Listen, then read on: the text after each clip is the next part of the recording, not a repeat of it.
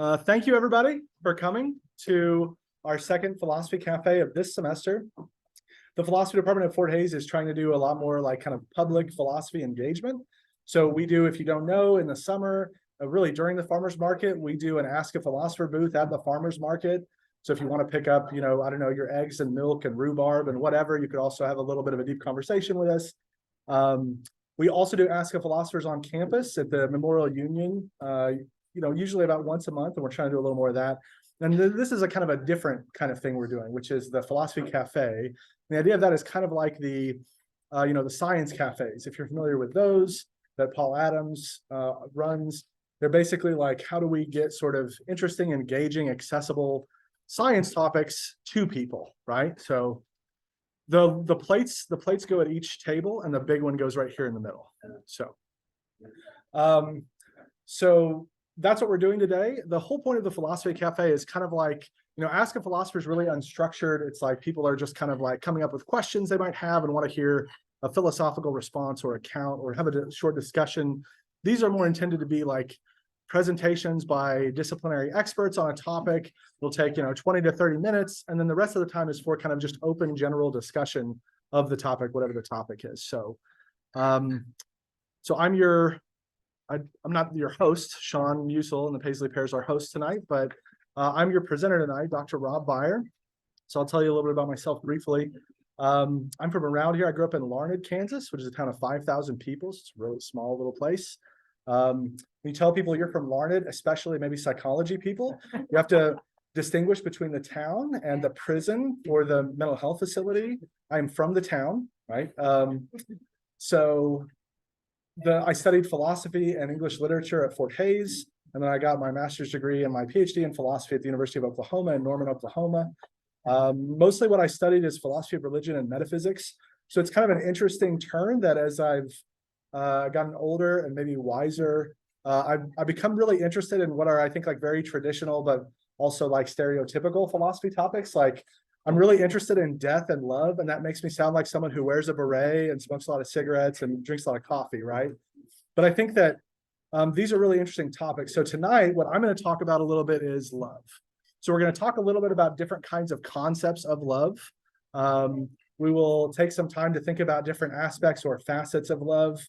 We'll talk very briefly about non-romantic love or non-erotic love, but I think the real focus is going to be on at least one model of romantic love and then one model of sort of love, broadly speaking. Please come on in, find a seat wherever you can, I suppose. And so that's what we're going to do tonight. So if you have questions, maybe like take notes or think about it, and maybe please wait until we are kind of done with the presentation part. If you've got a clarification question, I'd be happy to answer it. There are handouts in several places. At a couple places, I have little things that are in my mind kind of like prompts. So the handouts are just like basic terminology and then some questions at the end. The prompts are like, I basically copied off an appendix from a textbook that has some letters and poetry that I think kind of evocative when it comes to thinking about the nature of love.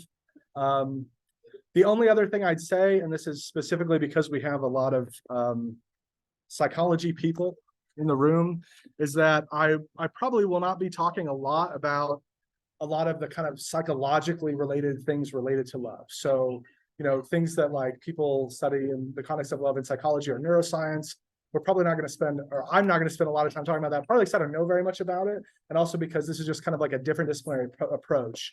So we're not going to talk about vasopressin and oxytocin or limerence or other kinds of things. What we're going to do is talk about things that, in my mind, these big, broad concepts and big, broad kind of like ways of thinking about love. And then, of course, at the end, once we're done, we'll just try to figure out, like, is any of that right? Does any of it sound at all plausible? Do you have questions or objections? And we'll just kind of have a discussion about it. At least I hope that's how it's going to go. So to start with, if you look on your handout, it's really common to think about love, at least in the West, in these kind of Greek lenses, right? And so what I mean by that is, there's some more there. The Greeks had 4 distinct words for love and thinking about love. And the things that they really differentiated were they wanted to make a distinction between something like, romantic love, which the Greek word for that would be eros, right? Erotic love. But that's the kind of love that is suited to people who are romantic partners or in erotic love, lovers and their beloved, right? There's also storge, which is like familial love, and that's really broad, right? So that includes things like the love that I have for my sister as my sibling, but also the love that my mother has for me as her child. I don't have any children. Were I to have a child, I would have, right, the kind of familial love that is suitable or appropriate to a child. And those are all very different, but they're also, at least the Greeks thought, and it's very common to think, different than other kinds of love too, right? So there's also philia, which is friendship love. That's the kind of love you have with good friends, right? Close friends, not just anybody you hang out with or anyone you call your friend, but right, somebody who you really care about and have like a deep kind of appreciation for and evaluation of, would be that kind of love and friendship, right? And then, of course, the Greeks had this term that you see become really influential in Christianity, which is agape, which is supposed to be this kind of like general, undifferentiated love. So in the Christian context, it develops as like thinking about the love that we're supposed to have for other human beings in general, just because they're human beings or children of God, and also hopefully that we have towards God, and that God and his infinite wisdom and perfection has for all of us, right? And it's not really based on particular characteristics or things about you. It's just supposed to be really undifferentiated and general, just in virtue of you existing really at all in a certain way. So I also want to mention a few other things that I think are really important things to think about. It's really common to think about love just as this purely kind of emotional thing, right? It's very common to think about love and say like, I'm in love with a person and that's like I feel a certain way, right? Or if you think about common depictions in pop culture of love, it's all this like passion and emotion and the kind of phenomenological feel of it, right? That is the qualitative, subjective experience of it. And that is certainly a part of love, but we won't want to like assume that that's the extent of it or the only thing that counts when you talk about love. There's also what's often called like a volitional or willful part. So when you think about love, it's true that you might feel love for a person, but the thing that you might think of as like infatuation or having a crush on somebody, the kind of the thing at the beginning of being in love with someone where you just like can't stop thinking about them and are overwhelmed with them, the limerence kind of part of it, that stuff often goes away over time. And so one way to think about love is also as involving this kind of volitional aspect, right? You're making a kind of choice. You're choosing a person, or you're choosing to continue to be involved with a person or take them seriously or care about them. And that we often think about as distinct from emotion and also distinct from something that's purely rational. So, if you think about this in certain kinds of terms, you might have like emotional or affective parts of love. You might have volitional or conative parts of love. And then you might have rational or cognitive parts of love if you think love is rational. It's a good question, and we can talk about it more when we get to that point. So the other thing I just want to say is that the two models that I'm going to be talking about tonight are really love that is focused on persons. So of course it's not that I won't think about or we won't talk about love as occurring in other contexts, right? Like, philosophy as a term is the love of wisdom, right? And so there's lots of things you could love. You could love ideals. There are human beings who purport to love inanimate objects and marry them. That may well be the case, right? I don't know. That's certainly an empirical fact that is the case, that people report that. And also you might love your animals, but probably like, I don't want to spoil it. Maybe your animals don't totally love you back in the same way as we love other people, because they're probably not people. Sorry, Whitney. I know. We'll get to it more later. But in general, I'm not saying that we can't talk about it or it can't apply to those things, but what we're going to talk about in terms of these particular models is really focused on love between persons, right? I don't have a good definition of persons for you. I kind of prefer something like it's a kind of creature that has a certain level of cognitive and emotional sophistication to differentiate like non-human animals, that is non-person animals. But we also don't want to prejudge that, right? There are animals that probably have something close to personhood, right? Given how cognitively and emotionally complex they are. Maybe elephants, maybe dolphins, maybe some cephalopods, certainly some primates, right? So, and of course, if we saw like Martians come in, or there exist supernatural agents, they would probably count as persons even if they weren't human. So I think it's just good to make a distinction between those two things. What we're going to be talking about primarily is sort of personal love. The first model, the model by Robert Nozick, is really focused on romantic love. So we'll discuss that a little bit. And the second model by Harry Frankfurt is focused on, it's really supposed to be a really general, holistic account of love that he thinks will apply to any kind of object. He actually doesn't think, for certain reasons, that it counts romantic love in that way. But there's disagreement on that, and we can talk about that more too. So when you think about love, a really common way to think about it is as union, as two people, or maybe more people, right? If you're polyamorous or something, having a kind of bond and a commitment to one another. And this is really captured. It's not at all uncommon for philosophers to think about love in this way. These are called, broadly speaking, union views, where the whole idea of having romantic love with a person is that I'm making like a union between myself and this other person, or again, people or whatever, right? So that's the view that we have here under two views of romantic love. That's a Nozick's union view. This is a view developed by Robert Nozick. So Robert Nozick is a really interesting 20th century philosopher.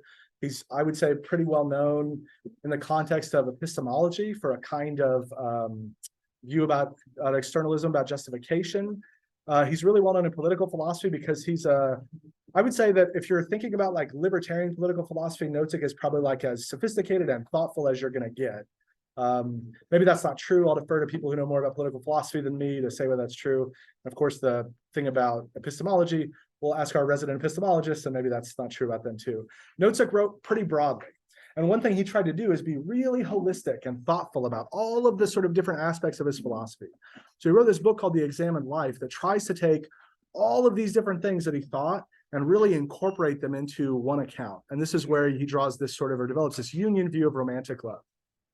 So on Nozick's view, a union involves, yourself and another person. And again, this is the context of romantic love, where the whole point of loving one another is like coming together and building something that is both of you together in some way, right? That is a joining of your lives and other kinds of things.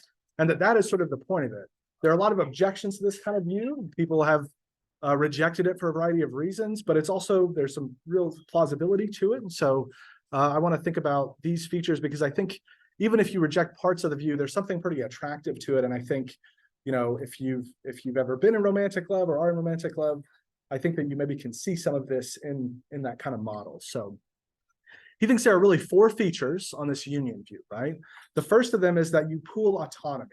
So when you make decisions, you now have to sort of take into account the decisions of another person, and they have some autonomy as well in making decisions, right? So if I want to do something with my time, I have to talk to my wife about it. Not every time, not all moments, but like if we're going to do something big, like we have a discussion about it, right? Because part of what I've done in having this kind of union, if you take this view seriously, is that I basically said, we're going to like do these things together. And part of that means I just have to compromise some aspect of my autonomy because I can't be the only one making decisions. And the same would be true for her, right? So pooling our autonomy, that's part of this idea of a union on Nozick's view. There's also pooling of well-being. And that sounds really kind of strange. It's not like, someone you love stubs their toe and you go, or whatever, right? Like that's obviously not what's being talked about. When we think about pooling well-being, the idea is that how the person I love's life is going has a significant effect on how my life is going and what my well-being is, right? Again, thinking about this idea that part of what we're doing in romantic love is forming a kind of union. Well, if this person that I really deeply care about's life is going badly, if their well-being is being negatively affected, that affects me. That affects how my life is going, right? That affects how well I'm doing. So this idea of union has the second aspect of pooling well-being. It's not like you're choosing to do that necessarily. It's just sort of something that if you take this union view seriously is happening, right? The third thing is something like pooling public face or appearance. This is, I think, a little strange, but the basic idea is supposed to be, again, when you are part of a couple or a throuple or a quad or whatever, right? Like you are presenting yourself in a certain way to the world, right? Part of the thing about thinking about love that I think is really interesting, whether it's in the case of romantic love or familial love or friendship love, is that there's a really significant social dimension to it, right? Part of what you do if you think about very common kinds of ritualized behaviors is you're basically telling other people about this relationship that you have, right? And so part of love has to do with other people. It's a major part of love that has to do with other people, right? And in the same way, if your public appearance is one way, people are going to probably associate that with your partner, with the person that you're with or whatever, right? The person that you love. And so that's also part of this kind of union aspect of where again, this is, you might commonly think this is when people say things like, I'm not a me anymore. We're just a we. And that sounds weird. It's like your identity is dissolving, and that's like scary and also maybe like codependent and like pathological and not very healthy. But I think that you can think of this and understand this in a way that doesn't have all of those connotations, right? Which is just when you are in love with a person, part of what's going on is you are doing something together, right? You're doing something together, and that just is messy in all of the ways that doing things with other people is messy, right? So the other final thing he mentions is sort of pooling identity, which is, again, a real concern and a significant objection to this account is, well, the whole idea of love, right? If you think about love as a relation, right? X loves Y, this person loves another person. Relations have to have relata, they have to have things that are related. And so if my identity is now merged with the person I love, it seems like those things aren't related. There's just one weird fused mass. That's strange. That's weird. That's concerning, right? And so if this is taken literally, it's hard to sort of make sense of it in a way that, like, you don't become like a weird flesh monster when you, right, love somebody. It's not like you literally merge like something in a horror movie, but there is a way in which like your identity, especially and particularly maybe like your practical identity or how you understand yourself, is significantly affected by the fact that you've made a choice and have this emotion, have this kind of connection with this person. Right. So his view, I think, is really interesting because it's a good example of union kinds of views. Other philosophers and other thinkers have had views like this. And I think that there's something that it gets that's really good. There are, of course, problems with it. We already suggested that like maybe there's a kind of compromise of autonomy in this kind of view, or a compromise of your identity. And you might think like that is a legitimate concern. You might think that when I love a person, I love them, and that is them. Right? Not some weird version that is subordinate to me or part of me, but them as a distinct individual, as a distinct agent. So that's a pretty common objection to this kind of union view, not just Nozick, but other people. Another objection to this kind of Nozick's view in particular is the idea that all of the things that we just said, you might think could, part of when we think about definitions, we want to include all the right stuff and exclude all the stuff that shouldn't intuitively count, right? And so I mean, you could have people who are very close friends that have something like all of these features, right? That is, if you think about a best friend that you have, it might be the case that your well-being is significantly affected by how their life is going. It might be the case that you don't just make decisions. If you've ever tried to get together with people you really care about and figure out what to eat for a meal, it's like autonomy can't just be unilateral. Like you have to negotiate and figure it out and talk with each other, right? So your autonomy is to some extent a little bit compromised or pooled. Again, if you have like a close friend, it might be the case that every time they see you, David, they think, oh, where's John or whatever, right? Like, so again, your public appearance kind of has a reflection of it.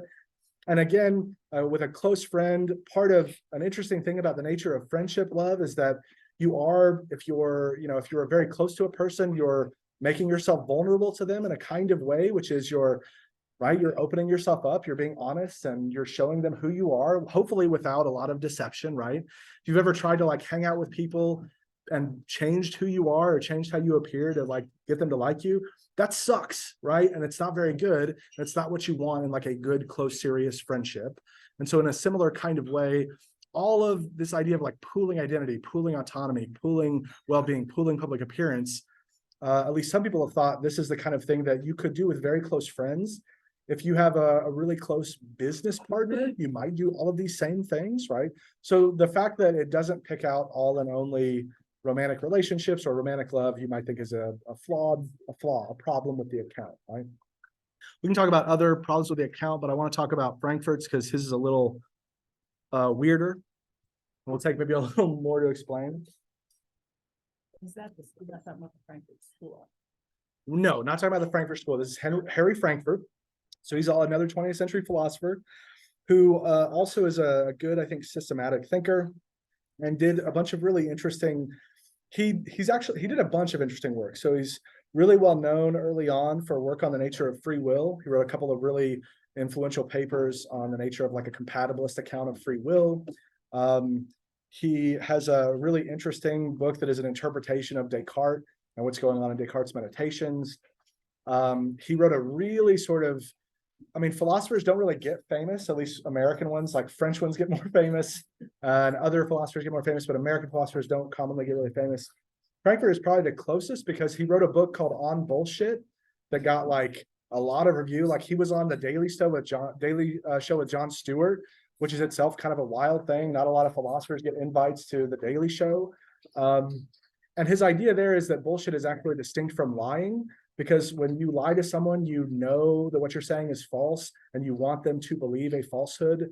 Whereas bullshit is supposed to be distinctive because you actually don't really care whether the thing that you're talking about is true or not. You want to get some other reaction. It doesn't really matter whether they believe it. It matters that they like act a certain way, and you don't really care about the truth either way, right? So Frankfurt has done a lot of different interesting work in a lot of different interesting areas.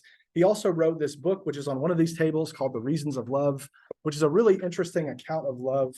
And part of what he's trying to do there is he's trying to elucidate a kind of holistic conceptual analysis of love such that it applies to all the things we count as love, which is a tall order, right? I mean, think about it. We just talked about how there's familial love and different kinds of familial love in that, right? The love of a parent for a child is different than the love of a child for a parent, or sibling for a sibling, or the love you might have for your crazy uncle or whatever, right? And that's different from friendship love, which is different from erotic or romantic love. All of those things are different from agapic love, or this kind of undifferentiated kind of universal love or something. And he also wants to include things like when you say things like, I love doing philosophy, or I love skiing, or I love justice, he wants to include that too. So that's a really tall order to try to figure out what is it that all of these concepts share? What are all of the features that these concepts share? And here's what he thinks, here's where he thinks you get out of it. If you think about it carefully and analyze it, he thinks you get something like this. First, that love consists in a kind of disinterested concern for the well-being of the beloved, whatever that is. So that's supposed to be disinterested because it's not self-interested. That's supposed to be the contrast class, right? So, you know, if I love somebody and they, they move away because they found like a great job somewhere, it would be really awful of me to like sabotage them so they stay here and be around in my life, right? Because that might be what I would prefer to happen, but it isn't really disinterested concern for their well-being, right? It's like really self-interested. I'm interested in, and I love them insofar as they make my life better, or they add to my happiness or something. And that seems like wrong, right? So what you really want in love, according to Frankfurt, is disinterested concern for the well-being of the beloved, whatever exactly that means. That's going to get fleshed out in different ways. The second feature is something like loving concern for, he says, particular qua particular, because he's a philosopher, really just means it's like not fungible or substitutable, right? So if you think about the idea of something being fungible or substitutable, you have a $10 bill and I have 2 5s, I can give it to you, you can give me your 10. Nothing's been lost, works the same way, right? It's just the same for you, unless you got a weird thing about 5s or whatever, right? So it's just the same, right? But he thinks love doesn't work that way. He thinks that, you know, when you love a person, when you love, he uses an example of himself or his children or like ideals, that it's not like anything could just be swapped out there. It would actually, the particular is important. So I sometimes, when we talk about this in class, I say, you know, imagine if you dated, I don't know, identical twins that had pretty similar personality traits.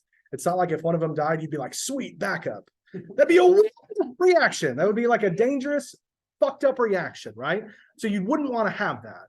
The idea would not be that the love that I have for this person is substitutable. Anyone relevantly similar to them can just be slotted in. It's for particular people, particular individuals, or particular institutions or whatever. The third feature is he thinks that we identify with the sort of interests of the thing that we love. So again, if you think about people and you think about Nozick's discussion of sort of pooling well-being, right? I mean, that's not at all uncommon. Like, I care about the interests of people I love, and I might try to learn something about their interests, not because I have a lot of interest, but because like they're people I care about. And so I want to know more about it, right? So I'll give you a good example. I have a friend who's really into music and knows a lot about music, right? He went to audio engineering school in Texas. He's got just a really, really good ear for music. And he's a really good friend of mine. I care about him and I love him, right? I take his views very seriously. And years ago, he was like, dude, you have to listen to more Justin Bieber. Like, you're messing up if you're not listening to more Justin Bieber. And my immediate reaction was, absolutely not. It's terrible. But my second reaction was, hold on. Paul knows way more about music than I do. And he's really, really smart and thoughtful. And I trust his opinion. So probably I should take a second look at this Justin Bieber person or whatever, right? And I did. And he's right. Justin Bieber's incredibly musically talented, right? You can dislike a lot of things about him, but he's very good musically. And that's what Paul was trying to get me to realize and understand. He was sharing this thing that he cared about with me. And I was able to take him more seriously because I loved him and cared about him and took his views seriously. So to a certain extent, we care about the interests of other people that we love. Again, whether that's romantic or friendship or familial, it just makes me interested in learning about something that I wouldn't have any desire to learn about, right? But I do because this person I care about does. And so like, I want to understand their appreciation. I want to understand what they get out of it. And ultimately, maybe I won't like it. Maybe I'll be like, yeah, not for me. Or maybe I'll be like, this is incredible. I can't believe we can share this now. But it starts with me thinking like those interests at least have some purchase on me, that I have some identification with them and attempt to incorporate them into my life in some way. And finally, he thinks that loving concern is involuntary in a couple of ways. This is weird and messy. The basic idea is that you don't just sort of, it's not entirely under your control. We've talked a little bit about love being related to volition and will and choosing, but that doesn't mean that you just get to like turn it on and off where it's totally up to you, right? I mean, if you've ever been in love, you know that isn't really how it works, right? Sometimes you love someone and you think, man, I wish I didn't love them. And other times you think like, yeah, I love this person and it would maybe be great if I loved them more. Or this person is objectively cool and I wish I loved them and I just don't, right? So there's a way in which love on this account is not voluntary, at least entirely.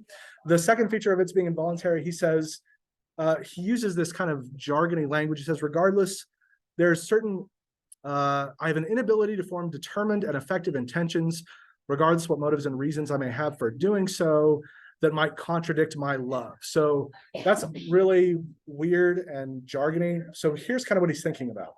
If you say you love your child, if someone said, hey, well, why don't you just make the decision to, I don't know, drown them or something? It might be the case that your love actually prevents you from forming that kind of intention. Just because you love them. It doesn't mean it'd be impossible for you to, had you had a different set of values related to your child, that you would do it. It just means that like once you have those kinds of things, it just narrows the scope of possible motives and intentions you can have towards the person or object of your love. So there are objections to Frankfurt's view too. A lot of people note that it's kind of like bloodless, right? Like part of love is whatever else we think about it and its depiction in pop culture involves like passion and feeling and qualitative internal subjective states. And almost none of what Frankfurt has talked about is related to that, right? So it seems like it's like maybe missing something. It's also the case that he himself thought that because romantic love is like messy in ways that involve like hormones and bodily fluids often, and all other kinds of things that actually it might violate some of these criteria, right? So he thinks, for example, when you are romantically in love with a person, sometimes you actually might be interacting with them in self-interested ways because you say get a kind of joy out of their presence, and so you want them to hang around you more or something, right? So there are, I think, objections to his view, but again, I think it's really interesting. And it does something that's really neat, which is I think it gives a really broad kind of conceptual view of love that can be applied to lots of different kinds of love in a way that doesn't immediately like rule them out. Often romantic love, however you characterize it, it's going to rule out friendship love, again, because it's not the same kind of thing, but we're calling them all love. That might be a linguistic accident or historical accident, but if you take seriously that there's something that connects all of them, that there's some reason we're referring to them all in the same way, this kind of account is helpful for figuring out how we would have a holistic treatment of the concept and its application in a lot of different ways. I want to end with what I think is a really interesting kind of difficulty on several accounts of love. And then we can go through questions, or we can just talk or have a discussion, or whatever you all would like to do. Certain views about love interpret love as basically being responsive to the value of the person that you love, right? So when I think about the love that I have for people, I often do think about properties or features of those people, right? I think about their kindness, or their gentleness, or their sense of humor, or their crooked smile, or right? I think about these features that they have, their wittiness or whatever. And that makes sense. Like we do love people for specific reasons often, or at least in the context of falling in love with them and having a love relationship with them, we do think about certain features. It's not like, at least one way to think about this view is it's not like we would love them no matter what. That being said, there are certain kinds of love that people think it doesn't involve an appraisal of the properties or features of the beloved. It doesn't involve seeing someone having certain features and go, I love that. What it involves is actually, when I choose to love person, that actually is the thing that bestows value. So in that way, the love is actually independent of particular features, right, of the person. So if you think about the love that you might have for somebody, if on the appraisal view, there's like an oddity, which is, so if I really love, my friend because he has this great ear for music, and he's musically good, and he's like funny and has a good laugh and stuff. If I knew someone that was a little better at music and had a little better of an ear and had an even better laugh, would I be like, all right, see you later, Paul, found a new friend to love, right? Like, probably not. That would be like weird, and we would think there's something has gone wrong there, right? So the idea of love as just sort of an appraisal has a kind of flaw to it. The other thing, so this kind of view goes all the way back to Plato. In the Symposium, Plato writes about this kind of love. And on his view, when you love a person, what you're actually doing is you're loving universals that are present in that person, or properties that are present in that person. And really, he thinks that actually the sort of most full, mature love would get you to just really love the form of that thing itself. So if what you love about them is their goodness, that would lead you to love the form of goodness in general and not just them. It's like a kind of way to do that. That's also not an uncommon way to think about this in a Christian context. Is love for one another is like, it's almost like practice for coming to love God or have this kind of relationship with God or something. On the other hand, you might think that love is really something that is not dependent on properties and features of people, and that it's really just about those people that you've chosen or fallen in love with or felt to love, right? So, if you think about how, it's not at all uncommon for people who have, for parents of people who turn out to be serial killers or terrorists or something, to basically say, like, I love those people, regardless of all of the things that they did. Or Frankfurt, for example, in the book, when he's talking about his love for his children, he says, it's not like I waited until my child was like 5 and I was like, all right, good, smart, athletic, I guess I'll love him now, right? Like, it's not dependent on any of that. It's just that this is my child, and this is my child, and that's it. I don't need to, there doesn't have to be any additional reasons, and they'll change. And no matter how they change or how different they become, I will still have this love for them. And that the act of me loving them, of having this kind of set of attitudes and feelings and choices, is the thing that sort of bestows value on that person or something. These are two really common ways of thinking about love. And also, it's hard to see how they would be consistent with one another. They look like they couldn't both be true.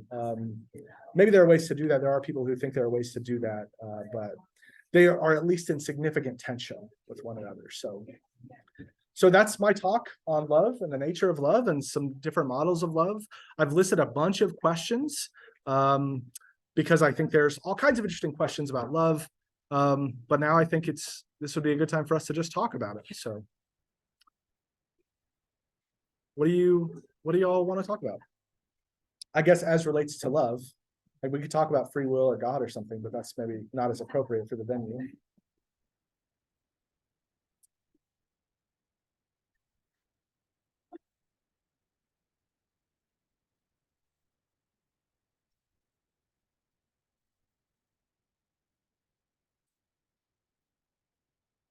One of the questions Yeah. that caught my eye. Yes.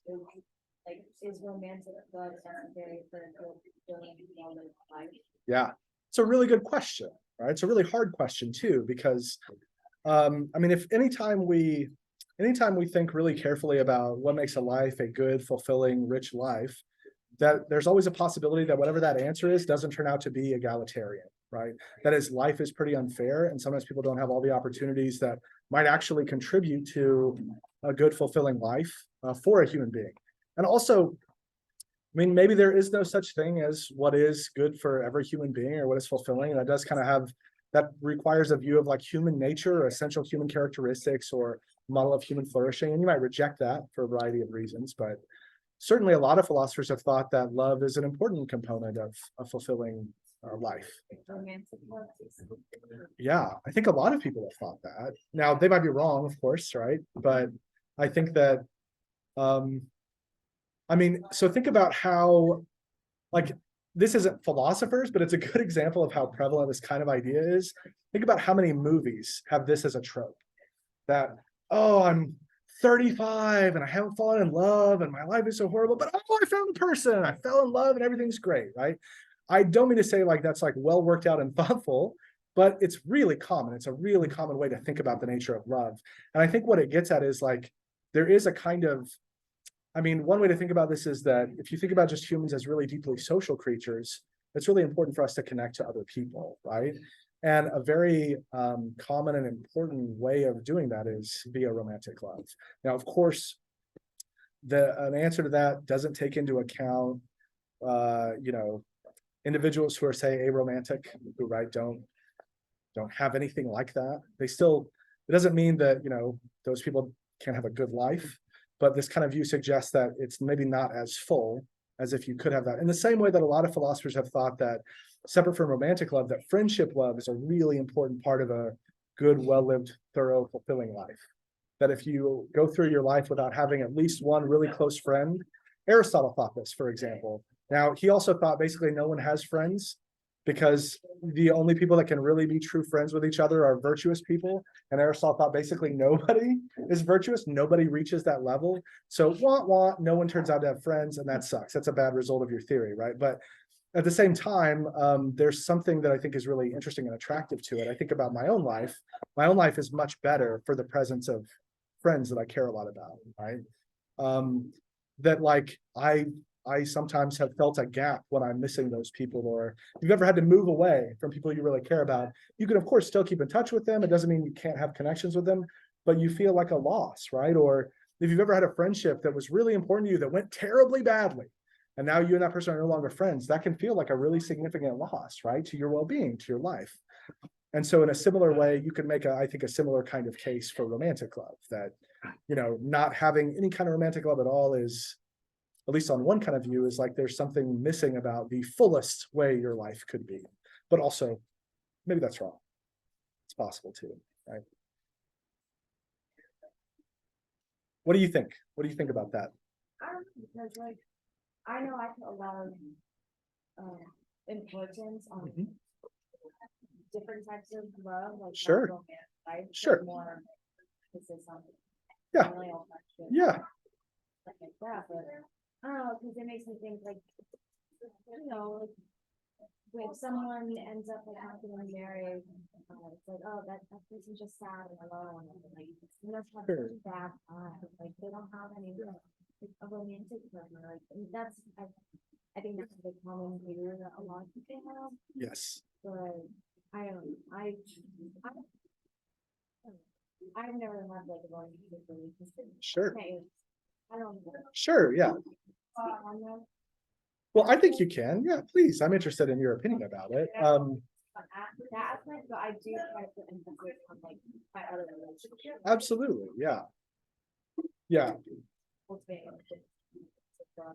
absolutely, yeah. I mean, I do think that like a very common way that kind of attitude is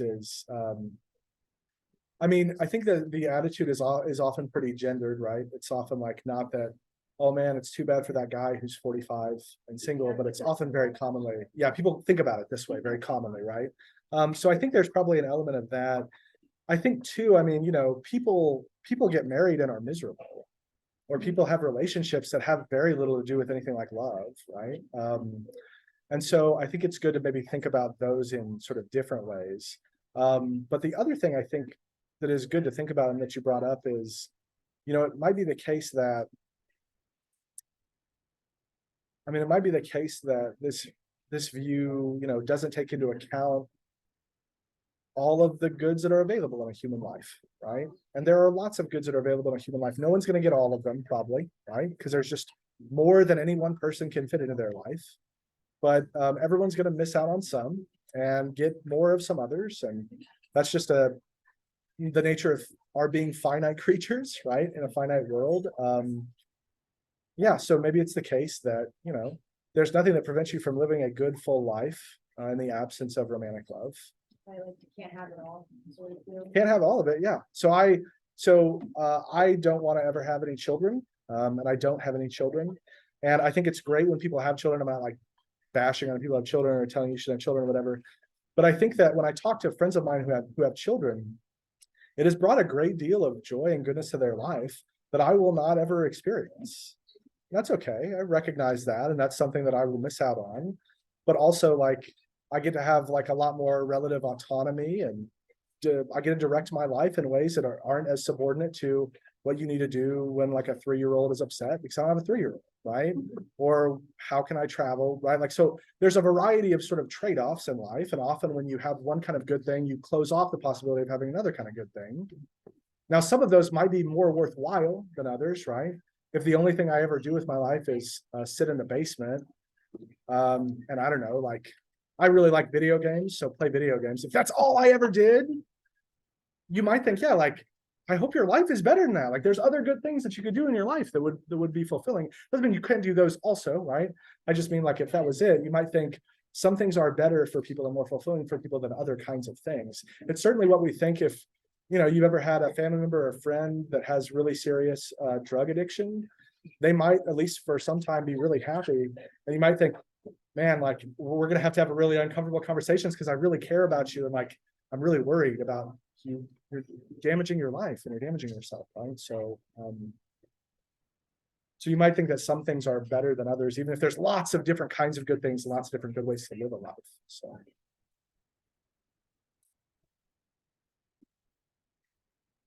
What else do you guys want to talk about? Well, I'm probably the oldest one in the room here tonight. And look, and I'm looking at that. I would consider that probably my life is pretty stormy. Stormy. Okay. Yeah. I worked for 35 years in a job that was very fulfilling, and I traveled a lot with it. Mhm. But during those times, you know, I was pretty much alone in life and didn't have anybody in my life. Sure. And I'm at the Or you mean a romantic partner or friends or just really anybody? romantic partner. Okay. And I grew up at the age where Vietnam we were at war. Yeah. So when I hit the city, and I come from I grew up on a farm here about 40 miles away, but I moved to Colorado at 18. Mhm. And we didn't have money for two of us to go to college, and that was before what was the bill that came out in the 60s? Well, whatever all the bills were that for going to school. Okay. And so the schooling that I got was I attended night school while I was working for the federal government. Sure. But and I had a lot of stormy relationships, but nothing ever worked out, and I was Sure. always feeling pretty lonely. And had the opportunity here in later life to meet someone and Sure. had 9 lovely, fulfilling years. Yeah. And he wasn't interested in marriage. I was busy coming back and forth here with a mother that was in a nursing home, Sure. but it was wonderful. Yeah. And he got killed in an accident. Sorry to hear that. And 12 years ago. Yeah. But that, and I have not had, people right away said, you know, later, well, you gotta get over it, go find a new life, get over it. Sure. But even though that life wasn't a marriage, it was such a good relationship that Sure. I still feel so good about it. I don't need anything else. Sure. Yeah. I feel fulfilled by that. Yeah. And so here I am with a different kind of life, really Sure. enjoying it in my old age. Yeah. Yeah. No, that's great. Thank you so much for sharing that. Yeah, I mean, certainly nothing here, even in this kind of view, suggests that like, love requires marriage or requires any kind of formal recognition, right? And it sounds like you had a really great love with this person, right? And that is the kind of thing that, even once those things are gone, we can still think about them and they still give goodness to our lives, right? So my father passed away when I was 18, and I have a deep and abiding love for my father. And I still feel very sad that I don't get to share things with him. Or you ever had dreams of someone that you like lost, and then they appear in a dream and you're just like, you wake up and you're like, because like I thought it was there again or whatever, right? Like that's really hard. But also like if you think about it, the source of that sadness is because that was so good, right? Because you valued it so much. And this is, of course, the kind of double-edged nature of loving anyone, whether it's romantic love or familial love or friendship love, is that means opening yourself up and being vulnerable with them in a way that like means they have a wider variety of ways that they can hurt you or that you can be hurt. in relation to them because you make them more important to you, right? So if you think about something like a casual insult from a stranger, it might like mess up your day a little bit, but someone you love saying something really cruel to you is devastating, right? Because it's from this person, because they know all of your weaknesses, right? So like just having that kind of vulnerability and love just opens you up to, it's just like a part of that. It opens you up to like having that a more significant kind of sensitivity and a possibility for greater grief. So, but notice that it's on the basis of the goodness that was there, right? The love and the affection and the care that was there, and the openness that was there that even allowed you to get to that point in the first place. So, yeah, that's really interesting. Thank you for sharing that. Sorry to hear that.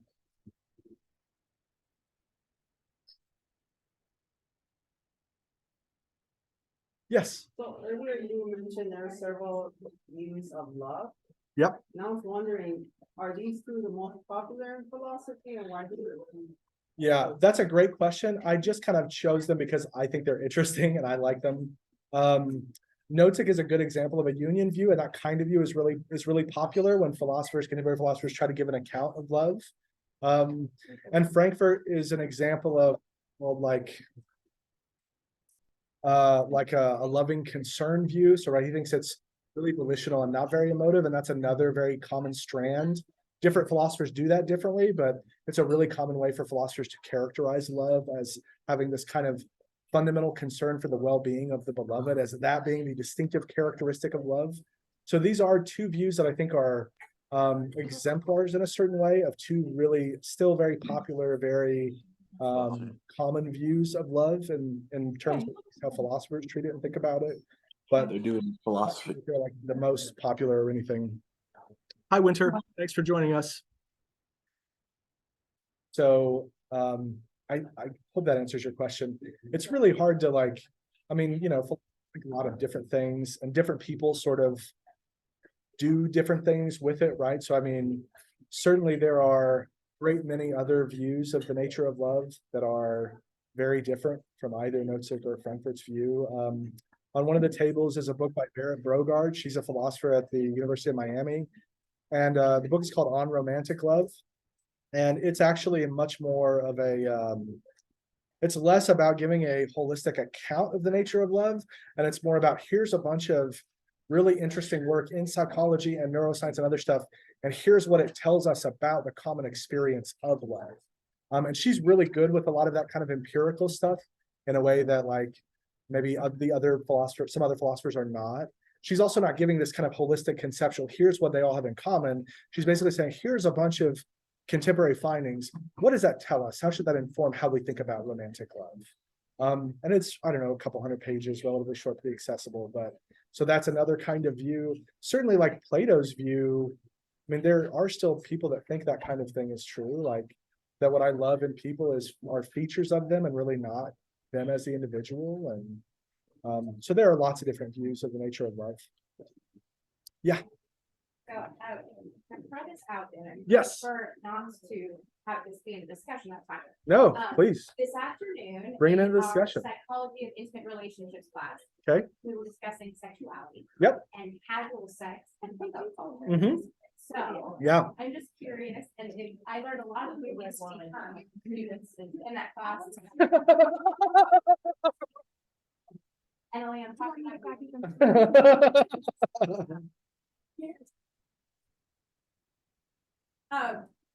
the first question about are sex and romantic love really, or Yeah. do philosophers attach that content Absolutely. intimacy in the way of passion, like sexual passion, Sure. Yeah. outside of an affection or a love that you have? Yes. Yeah.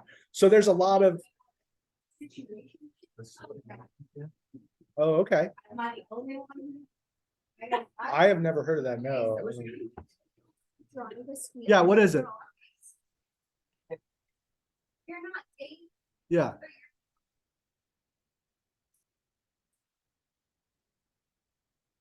Okay.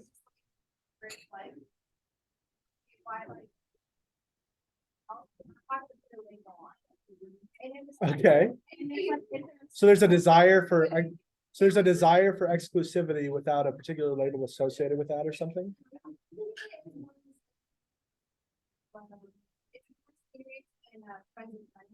Okay.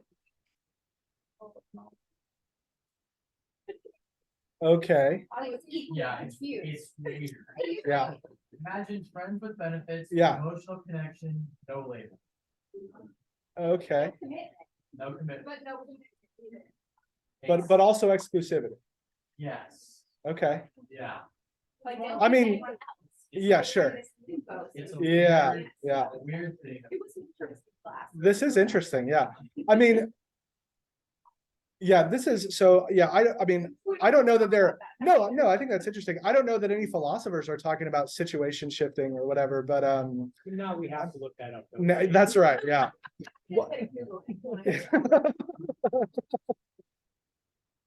That's gonna be the best thing? Okay, all right.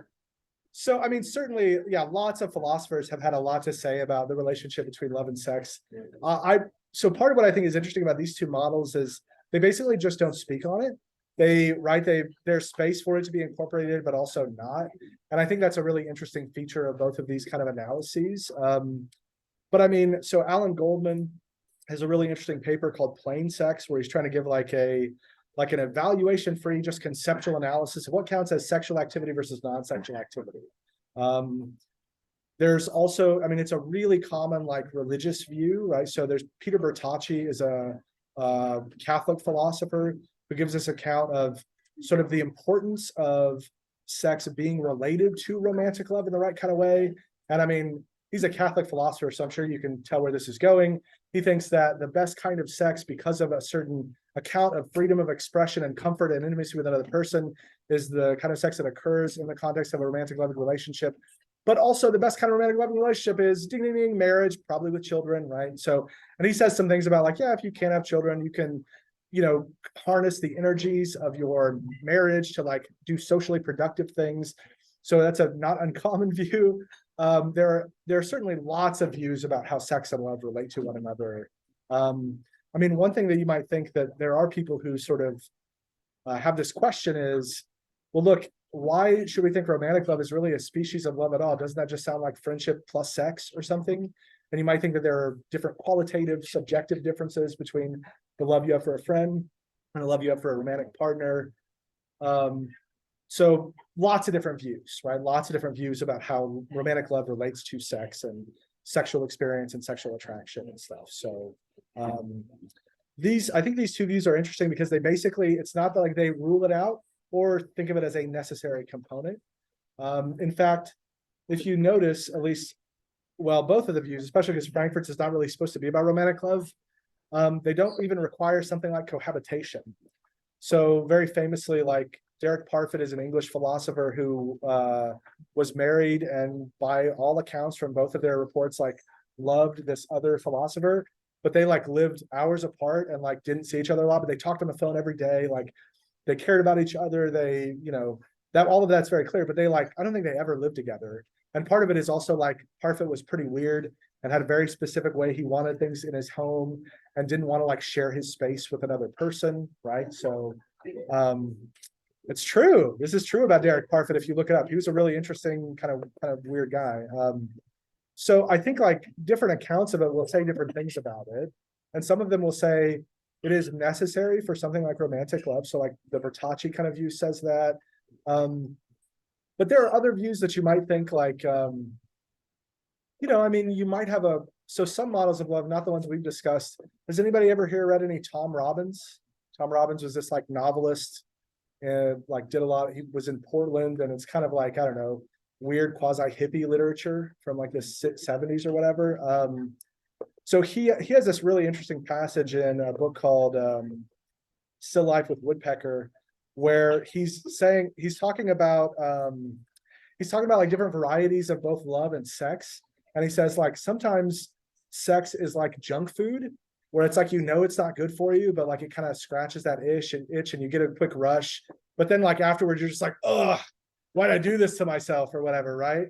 And then other times he thinks like you have sex that is, again, for him, he's like thinking about consumption is more like a fine meal with someone you really care about. And he thinks those kinds of things can happen independently of something like a committed relationship or a really deep kind of abiding love or something like that, right? And so Yeah, I mean, philosophers and other thinkers have like lots of different ways of thinking about its relationship, but I kind of kept this, I chose these two because they're basically like kind of open about it. It's not clear that it's required in those views, but it's also not clear that it is like ruled out by either of the views. What do you guys think about that? What is your, I don't know, I don't want to say your class and then make you the mouthpiece, but like, how is your class approaching or thinking about that? Of the relationship between love and sex? When we talk about love specifically, we draw from a pretty popular model, Sternberg's triangular theory of love. Okay. Which has intimacy and passion and commitment as kind of the pillars. Oh, okay. But in that theory, what's kind of interesting because perhaps is that with the same person or with different people, you can cycle through different types of love. Romantic okay. love is one of them.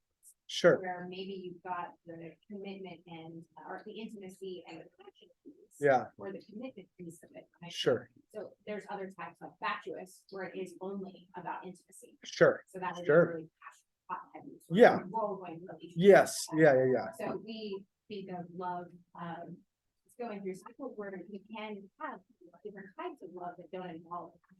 Sure. In fact, like With the some- same person, the same beloved or some something. areas of the triangle, I've been talking, one of my favorites, just because culturally it's very different, is Yeah. called empty love. Okay. Or sometimes it's described as stay together for the kids kind of love. Where Okay. you have the intimacy and the commitment, right? Or Yeah. maybe only the commitment. But without not the passion. I see. Okay. But in different cultures, that is a way to start a relationship. If Yeah. You are committed. Yeah. And then the rest of it passion develops over Whereas time. here, Sure. it's Yeah. almost seen as like a- So this is not uncommon in like arranged marriages. Exactly. Yeah. Okay. Yeah, that's interesting. Yeah, this is, so I think that one of the things that's really interesting about different philosophical accounts of love is that many of them do have these kind of significant evaluative components of like, this is a good kind of thing. But I would imagine that like, from the perspective of psychology, you're more interested in just analyzing like, what is this behavioral phenomenon? And what are the features of it? And how is it different and expressed differently in different areas? And maybe like, how is it healthier or less healthy or something like that? You understand like different phases of psychology. Sure, So like yeah. the epitome of love might be what you call constant Okay. agree. Sure, But yeah, that's extremely hard to get to. a Get point to where and you maintain. Sure, yeah, yeah. Yeah, the texture of love does often change over time, right? I mean, whether you're thinking about romantic love or familial love or friendship love, it's not like one thing that is exactly the same over the entirety of the course of your relationship with another person. So, yeah, that's interesting. It's good.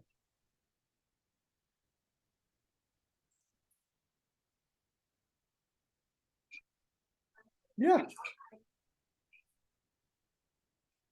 But, yeah,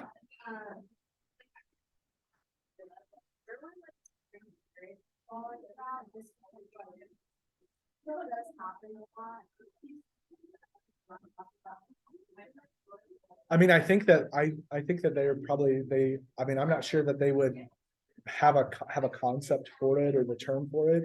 I mean, presumably the end result is supposed to be something like romantic love. And that is not uncommon for people in arranged marriages over a period of time to report, right? Which is, we got married, we didn't really know each other, but over 20 years, we came to love and care about each other. So I think it would still count as romantic love. It might just not start that way. It might start where there's like no love at all. It's just like, I guess we have to do this. So I guess we're doing it. And you know, that does happen. I think of, you know, if you've ever known someone, or maybe you yourself have felt this way, that like, you're actually more interested in being in love and being in a relationship than loving a specific person. Like that's not at all uncommon. I can think of a particular family member and a friend of mine who exhibit the same pattern, which is they just can't stand to be alone. So they're basically always finding someone to be with. And often those relationships are awful and not very good. And I would not describe them for the most part as loving. And I don't think those people would often describe them for the most part as loving. But they just have, right, that's what they want, is to be in love and to be together and be with someone. And it almost doesn't matter what form it takes. So I don't know, there's like there's an interesting way of thinking about like, what is that relationship? Like what's going on there emotionally and cognitively and cognitively, and I don't know. So, and you might think, we haven't really talked very much about it, but you might think that there's a whole range of, we haven't discussed, I mean, we've been talking about love in largely like very positive terms, but like love can also be very destructive and dangerous. And, something like love probably, I can't remember do you guys remember the astronaut that drove 30 hours to like she was trying to murder somebody who was like the lover of someone she loved or something like that? Like, I think probably like there was love involved in that kind of motivation, even if it was expressed in a really pathological and awful kind of way. Now maybe it wasn't love at all. That's possible. Maybe it was some kind of other thing going on, but love can be very destructive and damaging. And it can also, right? I mean, you might think that love can exist in a way that is unrequited, or where it's focused on, say, like not an appropriate object. Like, I think probably like romantic love for your pets is probably like, it seems questionable morally, right? Like, so, I mean, maybe not, maybe if no sex is involved, it's fine, but like, right, insofar as that's involved, it's like, oh, there's questions, and also I feel gross about it. But so I think there's ways that love can be really negative and damaging too, and corrosive and destructive, but All right, so. yeah. Then the question would be whether this is a descriptive definition or whether there's a normative element. Yes. Since I'm thinking, Aristotle, golden mean here, like whatever Yeah. that is, that's an excess or deficiency. Yes, something has gone wrong in those cases. Yeah. I think someone like Frankfurt is really just trying to describe a phenomenon. So he's looking at all of these disparate cases of what he would count as love and saying like, is there anything that unifies all of these things that are very different? Again, he's thinking about like the love you have for yourself, the love you have for a child of yours, the love you have for a friend, the love you have for an ideal like truth or justice or something like that. What, if anything, makes them all the same? And so I think Frankfurt is doing something that's like conceptual analysis.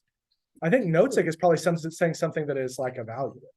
I mean, Nozick clearly thinks that is like a really valuable, important part of life. And so there are, I think, normative dimensions to that kind of account. Dimension would be part of the analysis, like just by definition. It's destructive in the way you describe it, by definition, it couldn't count. Oh, sure. I see what you're saying. Yeah, maybe. I mean, you could the right things in the right way in the right time, sure. That insofar as there's deficiency, it doesn't count as a form of love or something. Maybe something next door to it, but it's the vice. Yeah, it's obsession, or it's fixation, or something like the kind of thing that people report feeling when they're stalking another person or something like that, right? Reported stalking. I guess I don't know what to say about that. I mean, I guess I would want to say, even if there are these sort of positive dimensions to it, it's also good to, like, I don't want to discount the idea that love can make people do bad things, because I think they can. And that might actually be from like a good place in a certain way, right? So, we in my intro class, we spent time talking about friendship. We spent like a week on it, which is not enough time to talk about friendship, but it's something that we just want to touch on and get an idea about, and then we go on to something else, because it's what you got to do in an intro class, right? And of course, people always bring up this idea of like, the phrase is something like, a friend will what is it, like a friend will bail you out of jail, but a real friend will like help you bury the body, or I don't know, there's all these variants of it, right? And there is a kind of way that if you really care for someone, you might be willing to like do things that you actually think are morally wrong for their sake, and to serve their interests. And you might think that there's something wrong with that too. That's not quite the dangerous, corrosive thing we were talking about, but it's a way that love could be expressed in a way that is morally questionable, or I don't know, maybe you're loving a person too much if you're willing to make that kind of moral compromise. But I always think about this is a really kind of cheesy example, but in the movie What Dreams May Come, if you've ever seen that, and it's a book by Richard Matheson also, But in the movie, right, Robin Williams is the main character, so it's not like a super funny movie, but it's pretty serious. And it's actually really, it's kind of crazy given what happened with his actual life. But so in the movie, he dies and his wife dies, and like he goes to basically something like heaven, and he's like trying to figure out where his wife is, and it turns out she killed herself.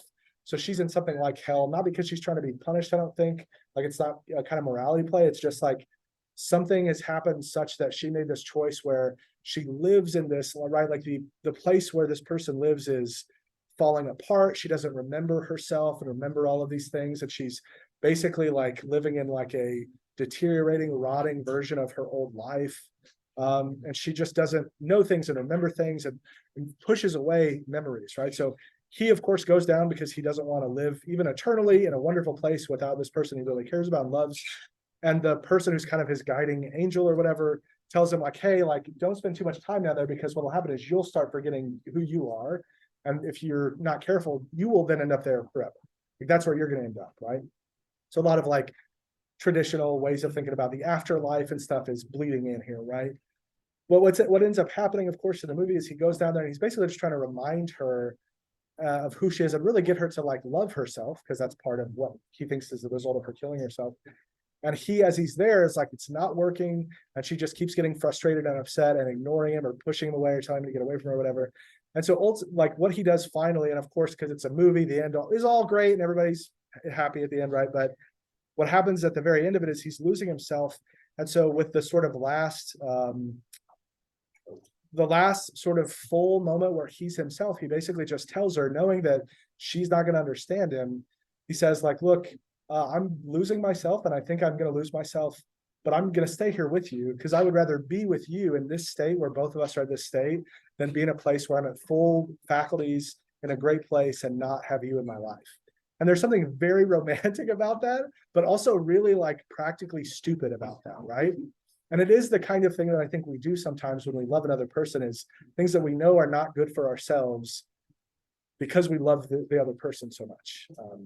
And that also is maybe a problem, right? Something has gone wrong maybe in that case too. So I don't think that answers your question, but it's stuff that's sort of related in my mind to the question. Following on the, maybe love would be thought of as something like an Aristotelian virtue. Sure, yeah. That there's species of it, but if it goes too far or doesn't go far enough, it's like deficient or something like that. Yeah. This may be more about sex than it is about love, but I was reading yesterday that the daughter of Rudy Giuliani, the attorney, she's written a book. She's a 31 or something like that, year-old actress. She's written this book and she was having an interview with somebody, I can't remember, Vanity Fair or something. But she was talking about, and like I said, it's probably more sex than is love, but sure, she's talking about in her own personal life, she's not been able to find any kind of fulfillment as a single person. So in order to be fulfilled, she has to have a relationship with a group, and usually a couple. Sort of a threesome. Sure. And yeah. and I'm reading this one was sick, it's me in my age group. It's like, it's sick to me, but she made it sound like it was just absolutely perfectly normal. Sure. And she just wanted to get this out into the world. Yeah. To let everybody know that this was just normal. Sure. And the interviewer, just a different way of loving a person. Yeah. Interviewer didn't ask anything about, well, how do you think this all fits into the, themes of society and all that? It's just, sure. Like she was just, this is her approach to it. Yeah, I think so. This is actually an area that like more philosophers have been writing about, which is like the idea of polyamory, or loving more than one person at the same time and having a relationship with one person at the same time. So a really, I think, interesting example. There's two interesting examples that come to mind. Carrie Ichikawa Jenkins is a Canadian philosopher who's married to another Canadian philosopher, Jonathan Jenkins Ichikawa. And she's written a book and for a long time had a website, which I'm not sure if she still maintains, that was about like her account and analysis of love. And she, as Rudy Giuliani's daughter is, apparently, I didn't know this about Rudy Giuliani's daughter. Actually, didn't know that Rudy Giuliani had a daughter. Didn't either. I don't know a lot about Rudy Giuliani, but so she wrote this book basically like talking about it and discussing it and explaining it. And part of, I think, her view is that, part of her view is that there's a kind of, I'm trying to think of how to put this. So part of what you want, if you love a person, is you want what's good for that person, right? It's a very common way to think about it, whether you think about it in a romantic context or in a context of friendship or family or whatever. And the way she describes, her experience and her husband's experience of polyamory is that if, if her husband could find really good love and sex, probably, but also really good love with another person, then why would she want to prevent that from happening? If she wants like what's good for her husband, and that would be a thing that would be good for her husband and for her, right? I mean, this is something where they both are polyamorous and I think they each have a stable partner or something like that. The basic idea is, look, that's a good that you can have, right? Is loving another person.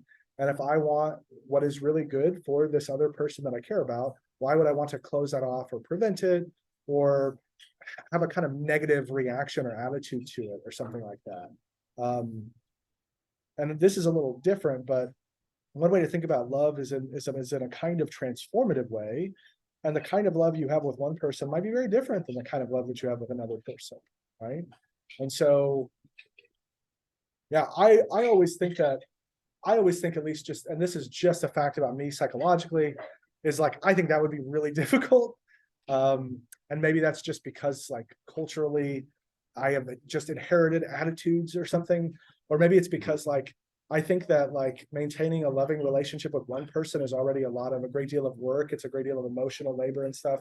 And I just don't know if I have the energy and time and emotional resources to have also that additional emotional and cognitive labor with another person too. And I think too, I mean, I would imagine that, people that discuss polyamory, openly, it's very common for them to talk about how open communication is really important because, and part of it's because I think there is a lot of just jealousy and difficulty and stuff. And so if you're going to have that additional kind of good, it's like maybe difficult to do or something. Yeah, I don't know. I mean, I guess I think so. If we're thinking about like these analyses, for example, neither of these analyses require that kind of love only be with one partner, even if that's historically really common. So I don't know. I don't know what else to say about it other than, I don't know. I think it would be really hard. I don't think I could do it, but people have all kinds of different ways of loving one another and expressing it in different ways. And so piece of research that's come out, I can't remember the exact date. Sure. The last decade. Sure, yeah.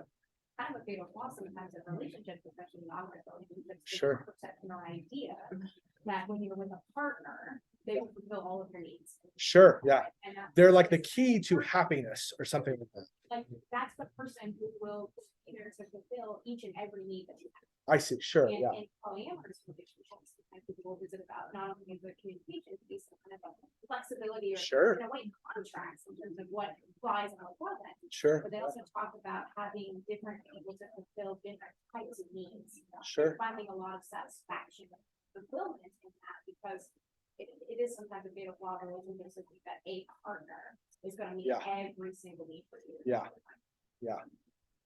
Yeah, that's very good. Thank you, Dr. Whitaker. Yeah, this is I think a really good example of, this is I think a common pop cultural way to think about, the people think about romantic love is like, boom, that's it. And now you're happy forever and you're never unhappy and you never fight or bicker or argue. And if you've ever been in love, that is not true.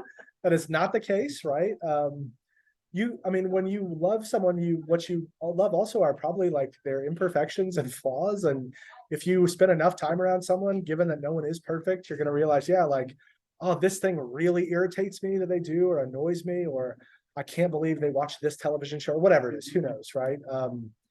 And yeah, so at least conceptually, like polyamory would be a way to like deal with that, right? Or another way, depending on what the needs are specifically, right? Because some of them might be related to sex or romantic.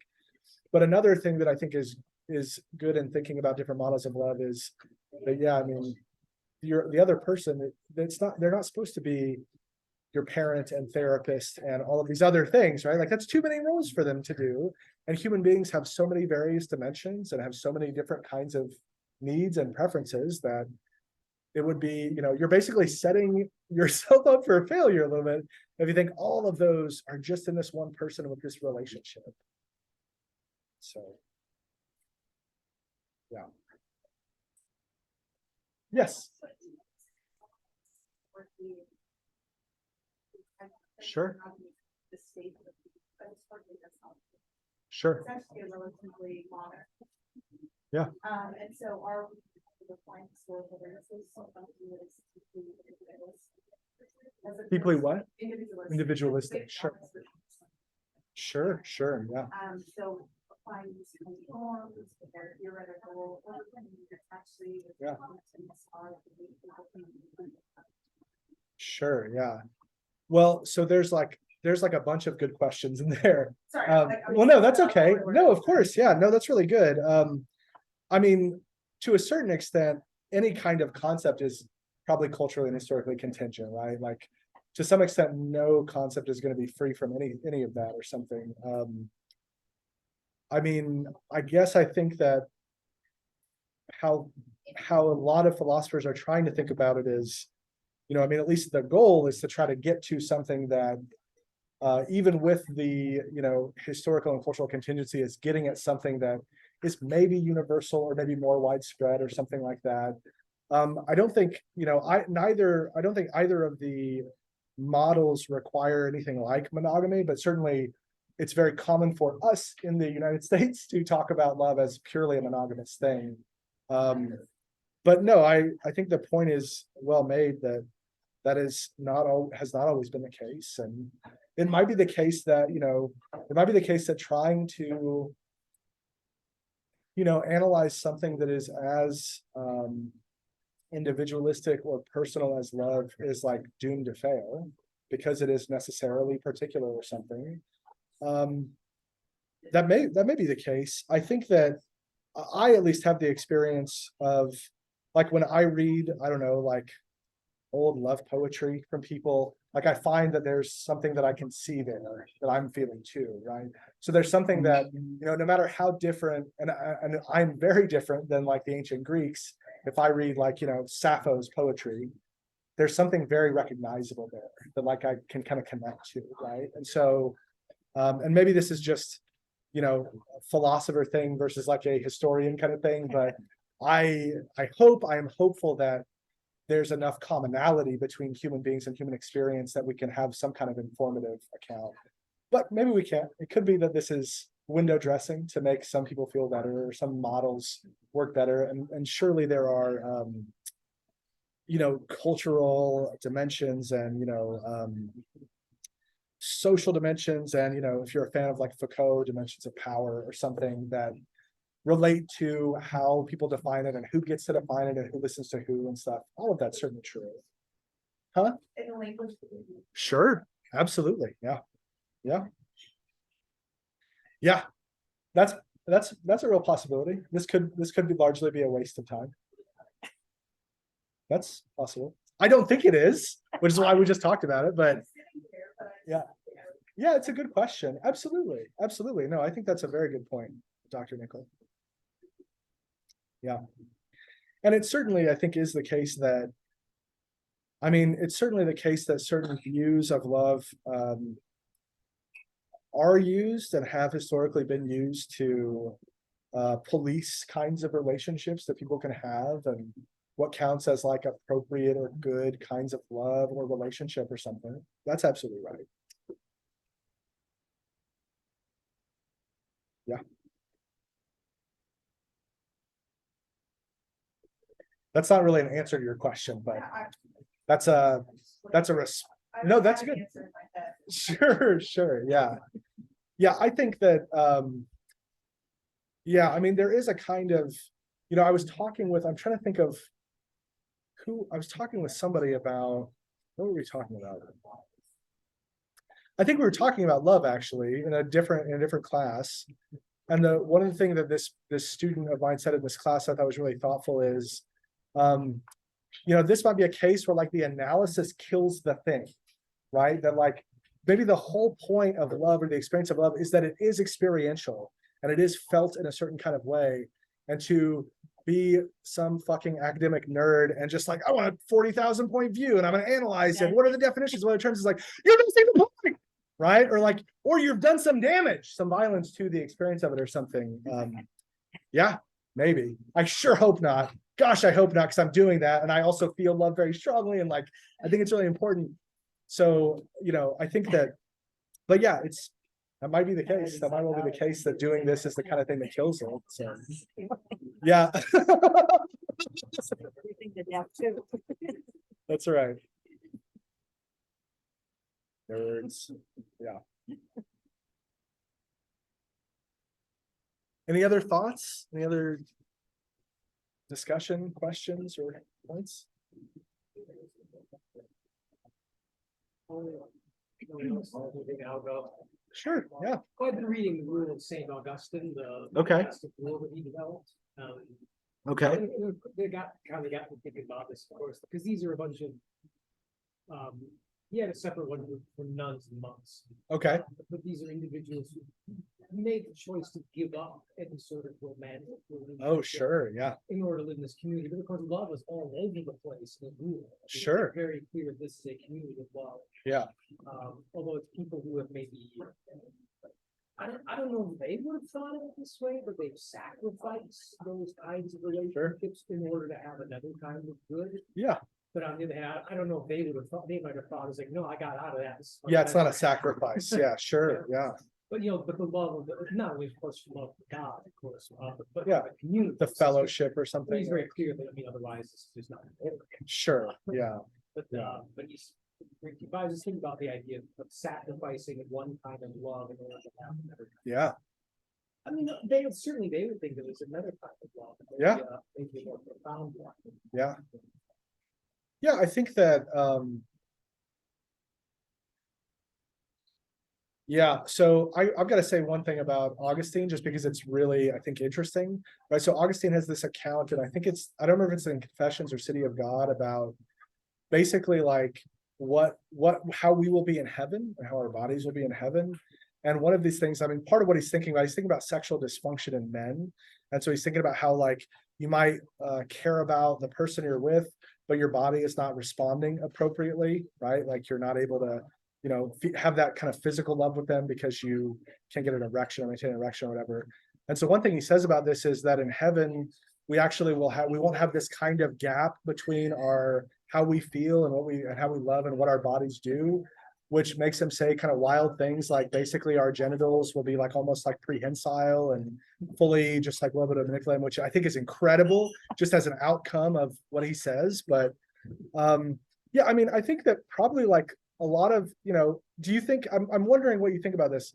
Certainly a lot of people make choices to love some people and not love others, right? When you nurture one friendship, part of what that means, it doesn't mean you can't be friends with anyone else, but it does mean there's only so much time in the day and you can't do that. Or if, you choose a monastic kind of life, you're basically saying, yeah, I'm making a choice that I will have this kind of love, but not this. And, I think back to, or I think for me, I think about, again, the context for me is thinking about like having children. It sure is nice to visit my friends with children and see their children and be able to, give their children a gift or be there when they're laughing. And then when they start screaming or like someone's got to clean up poop, I'm like, I'm gone, I'm out, right? That's really nice in a certain way. But it also does mean like, I think probably, who knows what the future holds, but like, I think probably I will never experience the love that a parent has for a child. And that is a kind of giving something up because I think there are other goods that I would rather pursue. So I think that even outside of monastic contexts, sometimes you make those kind of choices where you forego one kind of love for either other kinds of goods or maybe other kinds of loves. And certainly like the monastic case is a good example of that, I think.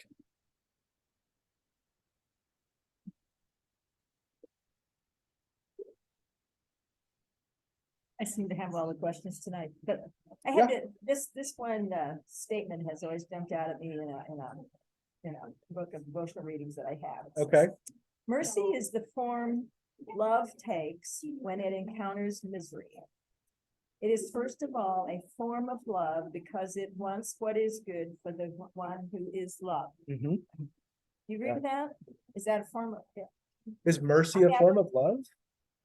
I mean, certainly it's one way that is common to think about love is that you have a kind of identification with the interests of the beloved and that you want what's best for that person. And again, on some views, that would be true of familial love or friendship love too.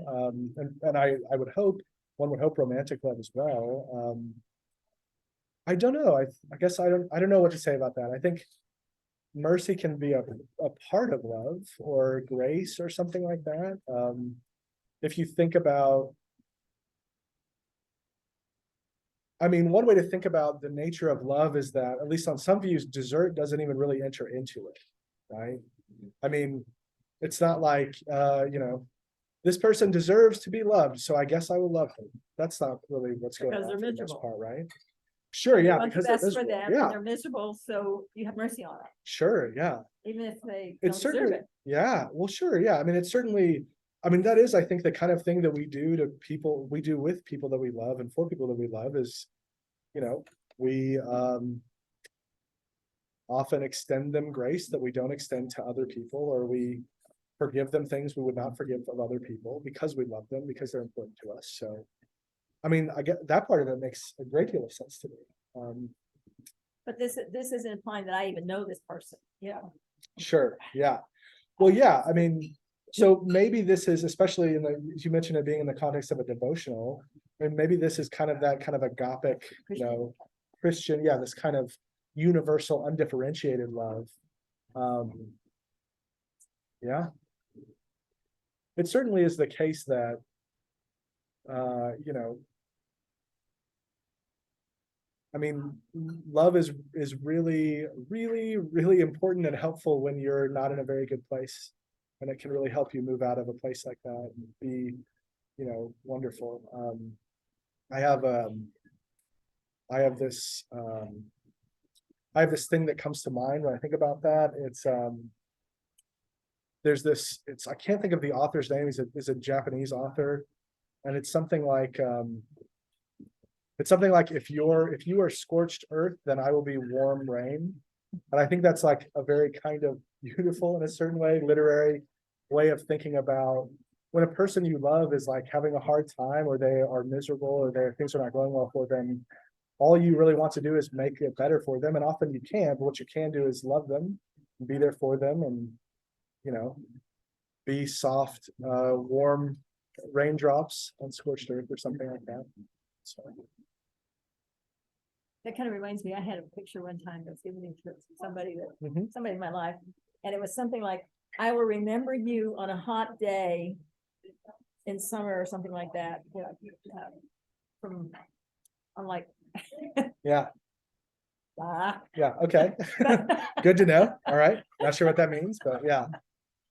Yeah, I think this is, Plato had a great distrust of poets and poetry.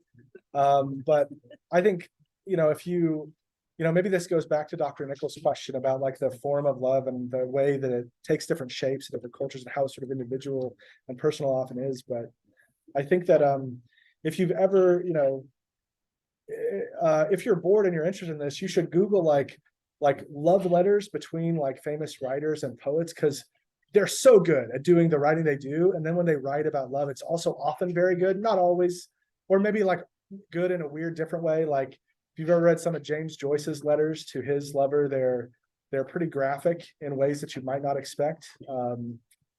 But a lot of love letters are by, again, poets or writers are often very, very beautiful and amazing, even if what they're doing is they're not doing conceptual analysis, and they're not giving some kind of, broader account, and they're certainly not trying to pick out the right kind of psychological model or whatever.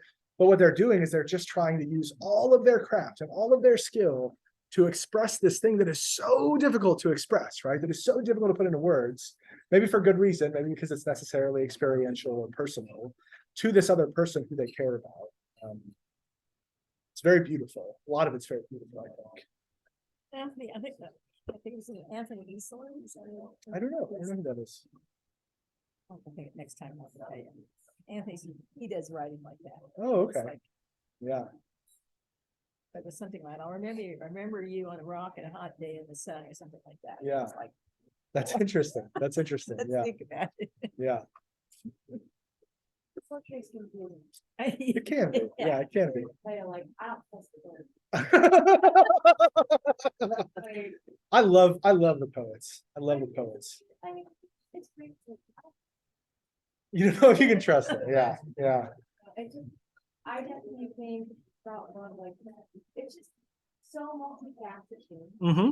and you can type so many different things with different people. Like Yeah, the one absolutely. I have for, I mean, a lot can change like every day, but the love I have for my mother can change every day for. Sure. Yeah. I don't Do you mean know, like its character, like how it feels or how you experience it or something or? love can feel like complications. Oh, sure. Was Oh, sure. Yeah. sometimes like and then like just differences in love, like the way I love, like my friend is different than the way I love the sky when the sun comes out of the top. Sure. Sure. Yeah. Yeah. That's a very good example. Yeah. It's just like so multifaceted that, yeah, like we were talking earlier, is it like even worth it to try to analyze it all down to just the nitpicky, but I mean, Yeah. if I think it is worth it to at least talk about it and Yeah. have those discussions, Yeah. even if we don't come to an answer, but I don't think there is an answer to come to, it's just something that is. Sure. Yeah. Yeah. It's really, it's really,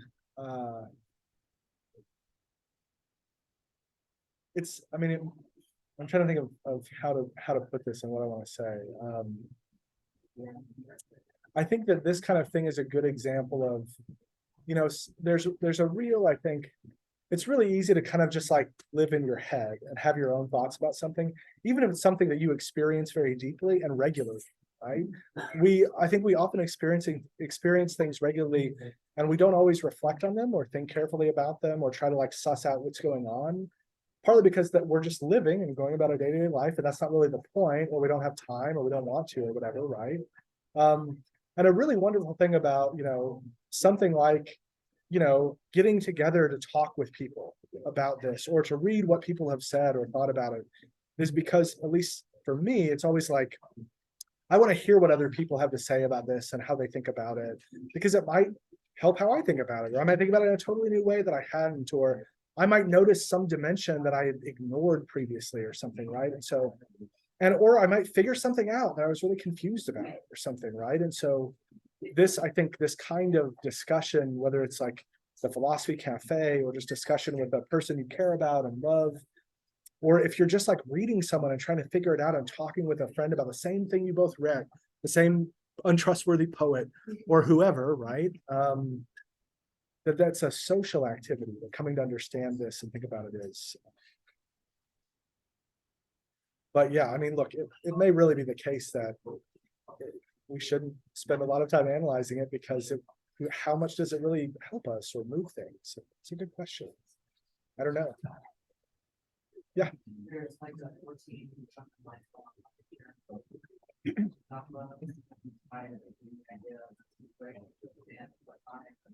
Oh, situation ship. I thought it was shift. And I was like, those are normal words. Your generation doesn't get to just take normal words and say we did the new thing with them. That is different though. Situation ship. What was the other one? Okay. Okay. And this evinces like the situation ship, but not before it gets to, what was the other thing? I'm sorry. Platonic love or something like that. Okay. Sharon Olds. Sharon Olds. Okay.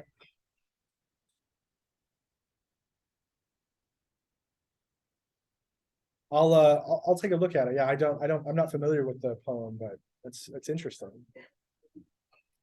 It's always, yeah, I think it's interesting to, well, I don't know, poetry's interesting. That's not an interesting thing to say though, so.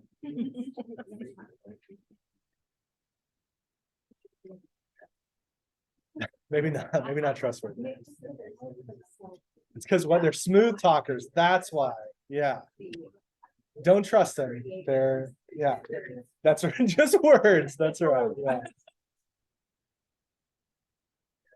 Does anyone else have any other questions or last thoughts or things that you want to discuss? Speaking of her saying just words, it made me think of Thomas Aquinas, who after all his life and all his writings and all his thinking and everything, end up in saying it's just straw. Yeah. Yeah, he had so he had definitely an injury of some kind, but also maybe a religious experience. And then he said all of my work is like straw. All of the thousands of words I've written about theology and doctrine is just straw. By hand. Yeah, by hand. That's exactly right. Huh? That's what always gets me. Yeah. Yeah.